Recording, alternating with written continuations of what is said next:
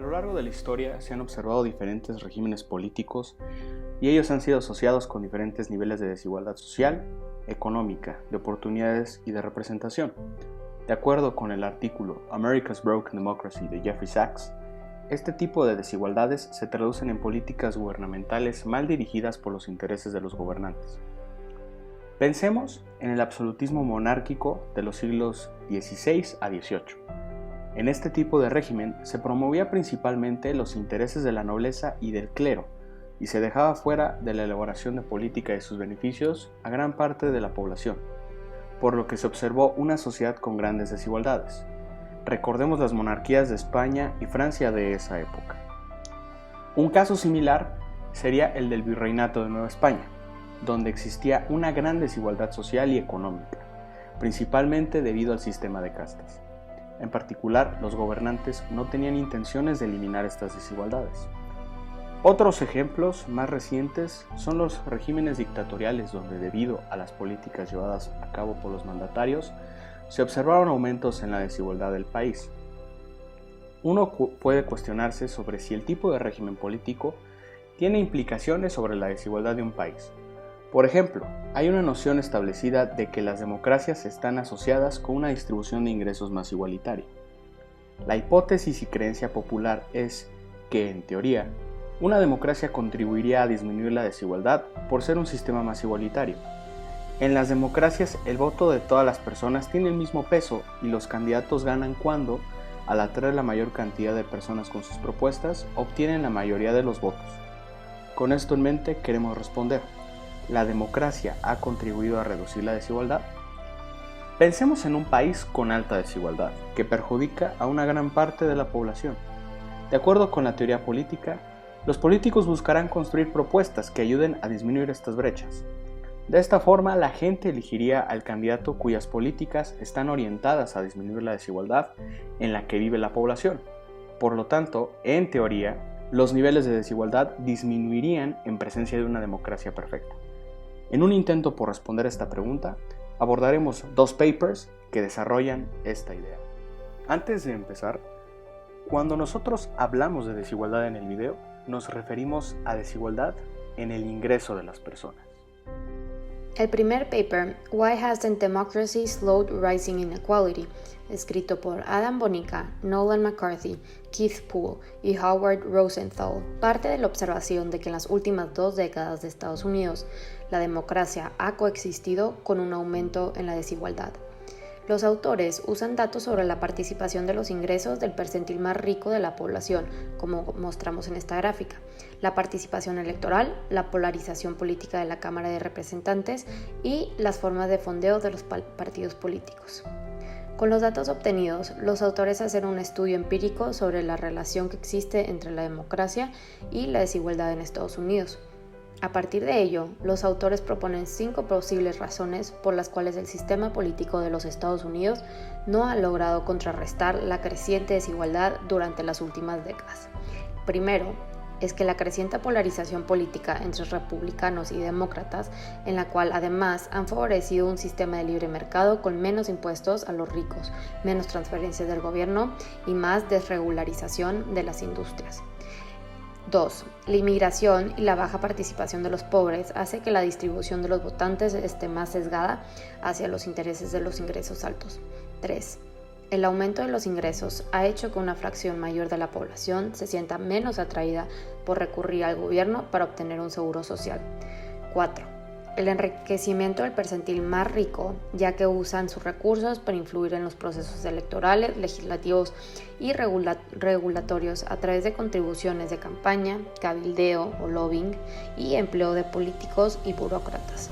Y por último, el hecho de que las instituciones políticas deben superar una serie de pivotes antes de poder hacer cambios significativos, aunado al hecho de que el proceso político está distorsionado por instituciones que reducen la responsabilidad de los funcionarios que fueron electos por la mayoría. Los autores concluyen que la política y las políticas públicas deben ser consideradas en las causas y consecuencias de la desigualdad. El segundo paper, Democracy, Redistribution and Inequality, escrito por Daron Acemoglu, Sureshu Naidu, Pascual Restrepo y James Robinson, parte de un modelo teórico y una revisión empírica de los datos, donde se usa el modelo de Meltzer y Richards de 1981 sobre la presencia de la democracia en la economía. El objetivo del texto es encontrar una correlación robusta entre la reducción en la desigualdad y su grado de democratización en estos países. Los autores, partiendo de una situación inicial donde solo hay dos agentes, pueblo y gobierno, modifican los escenarios para encontrar cómo podría cambiar la desigualdad ante un aumento en la democracia. Utilizando el modelo econométrico, en el cual la variable de interés es el ingreso total como porcentaje del PIB y las variables dependientes son la razón de ingreso totales al PIB rezagado, la participación agrícola en el empleo y en el ingreso, la matrícula de educación secundaria, seguido de phi, que es un conjunto de variables DOMIS de países, y la mu, que captura tendencias y perturbaciones comunes para todos los países. Para resolver el problema, utilizan el método de momentos generalizados. Además, los autores construyen una base de datos panel anual y quinquenal de 184 países desde 1960 hasta el 2010. Categorizan a un país como democrático en cualquier año si la ONG Freedom House lo codifica como libre o parcialmente libre y si recibe una puntuación positiva de la base de datos de Polity 4. La base de datos contiene países que siempre son democráticos, como Estados Unidos, y países que no son democráticos, como Afganistán y China, y muchos países que han transicionado de uno a otro. En cuanto al índice de desigualdad, los autores deciden utilizar la medida de Standardized World Inequality Indicators Database, que utiliza el índice de Gini. El mensaje más importante de este análisis econométrico es que no hay evidencia que señala que existe un efecto significativo de la democracia sobre la desigualdad. Las variables tienen muy poca o nula significancia y tienen errores estándar grandes. A pesar de este resultado, cabe destacar que muchos autores abogan por la idea de que la democracia puede generar nuevos mercados y cambios económicos, lo que puede aumentar la desigualdad.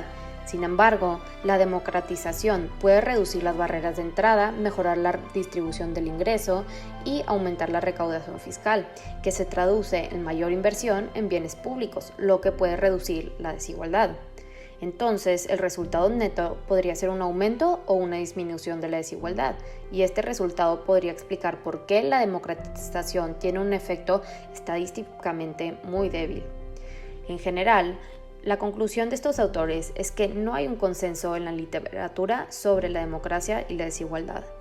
Una vez expuestos los artículos, ¿podemos decir que la democracia disminuye la desigualdad? La respuesta, de momento, es que no. La pregunta sobre si la democratización afecta a la desigualdad, y si sí, bajo qué condiciones, sigue siendo una pregunta abierta y sin respuesta clara. La evidencia no es contundente y en su mayoría son análisis que usan datos entre países, es decir, cross-country data. También existen artículos que tratan sobre situaciones particulares en países o regiones en específico. Por ejemplo, el artículo presentado en este video sobre Estados Unidos, o el video presentado por la jefa de Oxfam International, Winnie Bianinia, acerca de las desventajas de la desigualdad en la consolidación de la democracia en África. El problema con este tipo de investigaciones es que los resultados no pueden ser generalizados. Además, el problema principal al intentar resolver la pregunta parte del hecho de que las características sociales, políticas y económicas de los países son diferentes. La forma en la que se lleva a cabo la democracia en los países diverge. En teoría, la democracia es igual en todas partes, aunque en la práctica la democracia tiene varias facetas en el mundo, dependiendo su contexto y cultura. Asimismo, se tienen que tomar en cuenta las fallas de la democracia, como lo son la corrupción, la falta de procesos realmente democráticos, la captura política, la ausencia de participación activa en la ciudadanía, la laxa protección de los derechos humanos y la falta de Estado de Derecho. Aún queda mucho por investigar sobre este tema, y no solo sobre la relación de la desigualdad y la democracia, sino también sobre otro tipo de regímenes políticos. Por último, es importante que tomemos en cuenta el impacto del régimen político en un país, ya que ello podría tener implicaciones directas en el tipo de políticas públicas que se implementan.